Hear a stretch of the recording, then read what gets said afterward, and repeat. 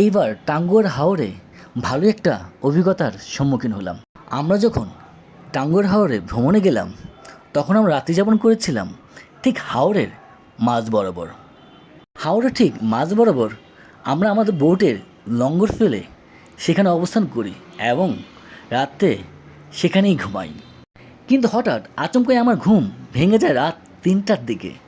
চারিদিক দিয়ে সে কি ঝড় আর বাতাস, তার সাথে প্রচণ্ড বৃষ্টি। আমাদের বোটের উপর ছাউনি ছিল, কিন্তু তাতেও আমাদের শেষ রক্ষা হয়নি।